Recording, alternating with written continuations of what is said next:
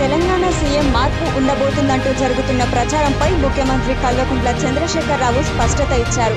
సీఎంగా తానే కొనసాగుతానని కేసీఆర్ తేల్చి చెప్పారు.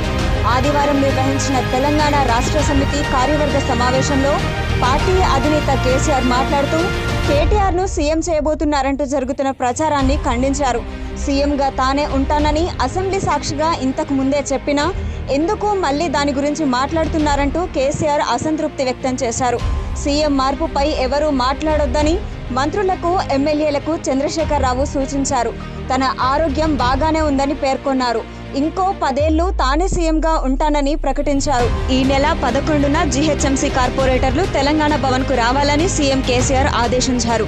ఈ నెల 12 నుంచి టీఆర్ఎస్ సభ్యత్వ నమోదు కార్యక్రమం ప్రారంభమవుతోందని, మార్చి 1 నుంచి పార్టీ కమిటీల నియామకం జరుగుతుందని కేసీఆర్ పేర్కొన్నారు. ఏప్రిల్లో టీఆర్ఎస్ బహిరంగ సభ నిర్వహించాలని నిర్ణయించినట్లు తెలిపారు. త్వరలో జరగబోయే వరంగల్, హైదరాబాద్ ఎమ్మెల్సీ ఎన్నికలు, ఖమ్మం వరంగల్ కార్పొరేషన్, నాగార్జున సాగర్ ఉప ఎన్నికలను దృష్టిలో పెట్టుకుని కేసీఆర్ వ్యూహాత్మకంగా అడుగులు వేశారని రాజకీయ విశ్లేషకులు అంచనా వేస్తున్నారు.